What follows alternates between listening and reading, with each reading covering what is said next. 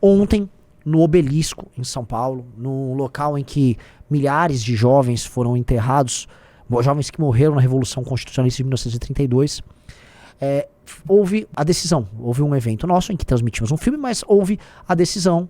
Nós divulgamos o resultado e com 56,13% dos votos, Kim Kataguiri derrotou o deputado estadual Guto Zacarias e se tornou o pré-candidato do MBL à prefeitura do município de São Paulo. Kim Kataguiri tem seus 27 anos e se destaca por ser um dos maiores deputados que já passou pelo parlamento brasileiro em toda a sua história, um dos mais produtivos, mais combativos, mais qualificados. Ele estabelece um sarrafo muito alto de como se comportar e como agir como liderança.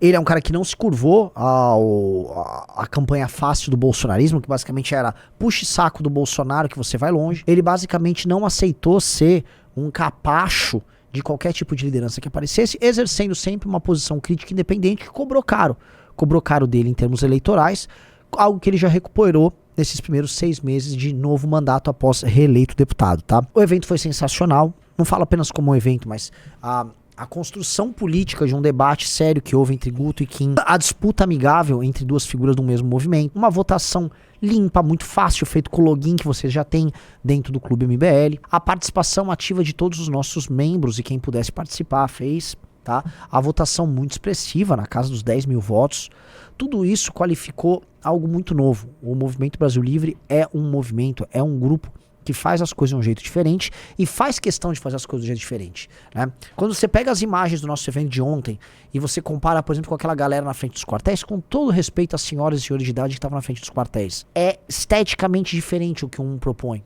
Tá? A linguagem é diferente. A ideia de fazer as coisas bonitas e simbólicas o tempo todo, como nós tentamos fazer, não tô falando que a gente consegue sempre, mas sempre tentamos fazer, é sintoma de alguém que põe carinho naquilo que faz e que tenta imprimir um significado histórico em tudo que faz. O histérico não se preocupa com a forma. Que saca o conteúdo. O histérico obedece aos seus instintos primitivos que precisam gritar naquele momento. A nossa construção não é uma construção histérica, é histórica. E, portanto, ela demanda esse carinho, demanda esse trabalho, tá? Então, foi emocionante o que aconteceu, mas o recado que isso passou é muito pesado. E aqui o vídeo ele começa a ganhar o tom necessário, tá? O evento de ontem, tá? E assim, era frio, o vento batia, o evento todo ecoava de uma maneira diferente. Quem teve lá viu um magnetismo diferente. Ele chegou com um magnetismo muito especial para duas pessoas, pro atual prefeito do município de São Paulo, o senhor Ricardo Nunes, e para o Guilherme Boulos, pré-candidato do PSOL à Prefeitura de São Paulo. O Nunes viu nomes do próprio União Brasil endossando publicamente a pré-candidatura de Kim Kataguiri para ser candidato ali pelo partido. Tá? Ele também viu uma união muito estranha de nomes ali começando a se construir ao redor do Kim. Ao mesmo tempo, o Boulos sabe que o único candidato que tem condições de bater de frente com ele num debate e de estabelecer um duelo da nova geração é o Kim. O Boulos tem ideia disso. Pro Boulos enfrentar um cara do velho sistema político, como por exemplo o Nunes, é fácil. O Boulos vai pintar ele como velho, como a administração, não digo suja aqui, mas como a administração incompetente e presa em modelos muito arcaicos de lidar com a cidade, lidar com o poder político estabelecido, que pro Boulos é baba. Na verdade, o PSOL nasceu para fazer esse jogo. Pro próprio Boulos seria muito fácil enfrentar, por exemplo, um candidato bolsonarista, porque sendo São Paulo um município em que o Bolsonaro venceu as eleições, ou em que o Lula, venceu as eleições, e sendo São Paulo um município em que o bolsonarismo existe, mas ele não é majoritário, o Boulos consegue fazer uma construção pintando o outro lado como a pior coisa do mundo, tá? Usando os problemas do bolsonarismo contra esse candidato e fazendo com que ele, numa disputa de segundo turno, bata num determinado teto, que é a própria rejeição do Bolsonaro.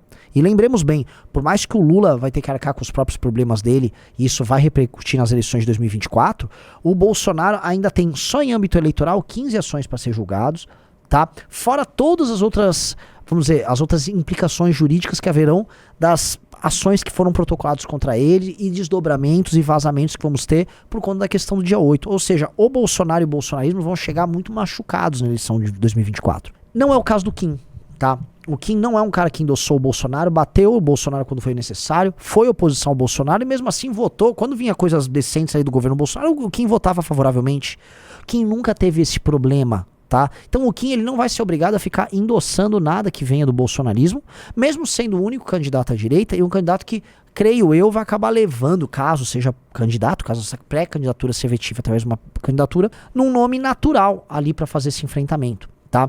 Outra coisa, o Kim ele já foi o melhor parlamentar da última legislatura, com 8 projetos aprovados e mais de 60 relatórios também aprovados, e aí as pessoas vão poder olhar e comparar o desempenho parlamentar do Boulos, que é deputado federal, e do Kim, que é deputado federal. Temos 2 deputados federais concorrendo um contra o outro. Vai ficar claro quem trabalhou mais, quem foi mais efetivo. O Boulos é apenas um capacho do governo Lula. Ele é um capacho barulhento do governo Lula, um defensor de um movimento que trabalha, nem assim, para não falar que eles são criminosos, não farei isso, vou falar que ele trabalha ali na margem, tá? O tempo todo. E trabalha com ações que, no mínimo, relativizam e diminuem a importância da propriedade privada.